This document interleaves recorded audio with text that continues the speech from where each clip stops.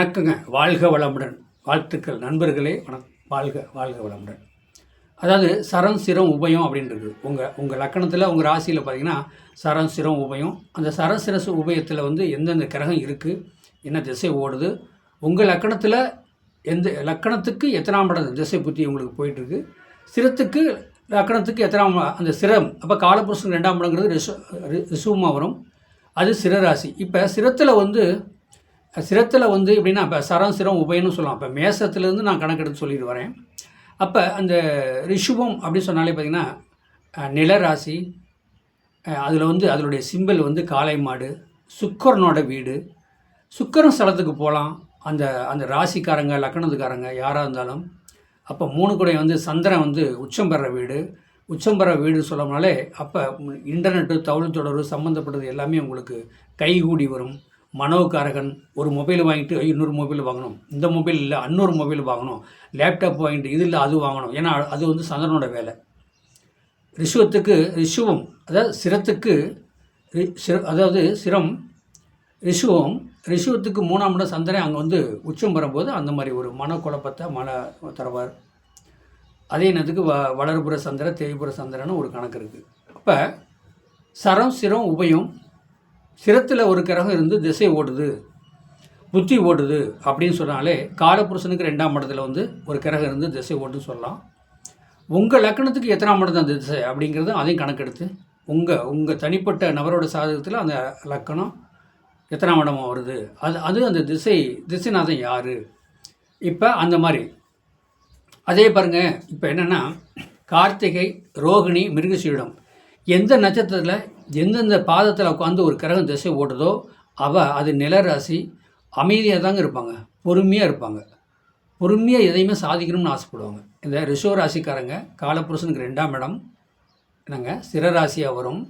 சிரத்தில் உள்ளவங்க யாராக இருந்தாலும் சரிங்க.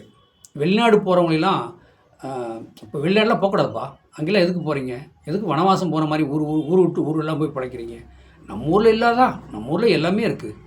அந்த சிரராசிக்காரங்க பாருங்கள், உள்ளூர்லேயே பெரிய பில்டிங் கட்டுவாங்க, ஒரு மளிகை கடை வச்சுருப்பாங்க, தொழில் பண்ணுவாங்க, பிஸ்னஸ் பண்ணுவாங்க, வில்லேஜ் இருந்தால் விவசாயமாக பார்ப்பாங்க. வெளியூர் போகிறவங்கள எல்லாமே சத்தம் போட்டு தான் இருப்பாங்க, போகக்கூடாது, நீங்கள் உள்ளூரில் பிழைங்கப்பா, உள்ளூரில் இருங்கப்பா, இப்படி தான் அவங்க சொல்லுவாங்க. இது பொதுவான பலன், பொது கருத்து மற்றவங்க சாதகத்துக்கு பொருந்தாது. அப்போ அவர் ஃப்ரெண்டாக இருப்பார், அவர் தம்பியை கூட இருக்கலாம். அவருக்கு எப்படி சொல்கிறதுங்க, கடகத்தில் இருக்கலாம், கடக லக்கணமாக இருக்கலாம், மீன லக்கணமாக இருக்கலாம், விருச்சிக லக்கணமாக இருக்கலாம், சந்திரனோட இன்னொரு ஆகலாம். அவர் ஃபாரின் போகிற மாதிரி எண்ணங்கள் அந்த சாதத்தில் ஓடிடுவோம். தன்னுடைய தம்பியே ஒரு அடக்க முடியாது, வேணான்னு சொல்ல முடியாது. அவர் ஃபாரின் போவார், ஃபாரின் படிக்க போகிற மாதிரி, ஃபாரின் வேலைக்கு போகிற மாதிரி ஒரு சூழ்நிலை இறைவன் கொடுத்துருவார். அதனால் அந்த சிரராசிக்காரங்க யாராக இருந்தாலும் சரி பார்த்திங்கன்னா, இப்போ காலபுருஷன் 2ஆம் இடம் நிலராசியாக வரும்போது அவங்க உள்ளூர்லேயே தான் பொண்ணு கூட உள்ளூர்லேயே கட்டிக்குவாங்க, வெளியூர் போய் கட்ட மாட்டாங்க. இங்கே யாருங்க பஸ் இறங்கி 50 கிலோமீட்டர் 20 கிலோமீட்டர் போகிறது, 2 வீலரில் காரில் போகிறது எவ்வளோ சிரமம். உள்ளூர்லேயே அவங்களுக்கு எண்ணமே அப்படி தான் வரும். உள்ளூர்லேயே இருக்கணும், உள்ளூர்லேயே பேரும் போலாக இருக்கணும், உள்ளூர்லேயே வீடு கட்டணும், உள்ளூர்லேயே எல்லாமே பண்ணிக்கணும். என்னங்க காளை மாடா, இப்போ அதனுடைய சிம்பிள் காளை மாடு. அந்த மாடை கட்டுத்தரையில் கட்டி வச்சா கட்டுத்தரையில் இருக்கும், மேய போகும் கட்டுத்தரைக்கு வந்துடும். வெளிநாடு எதுவும் போகுமா, போகாது. அந்த ராசிக்காரங்க சரி, அந்த லக்கணத்துக்காரங்க சரி, வெளிநாடு போகிறது அவங்க விருப்பம் இல்லை.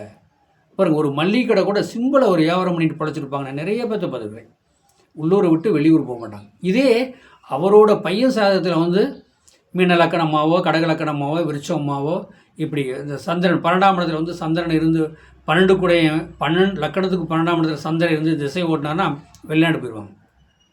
அவரோட பையனே போவாங்க. இதாங்க சாதகம். ஆனால் அவர்கிட்ட சொன்னால் அவர் புரிஞ்சுக்க மாட்டார். நான்லாம் உள்ளூரில் அதை சாதித்தேன், இதை சாதித்தேன், தாய் பிள்ளையோட நான் ஒன்றா இருக்கிறேன், நான் இந்த பையன் பேர் வெளிநாடு போகிறேங்கிறேன், என்ன பண்ணுறதுனே புரியல அப்படின்னு அவர் தான் மனசில் புலம்பிட்டு இருப்பார். மகன் கண்டுக்கவே மாட்டார்.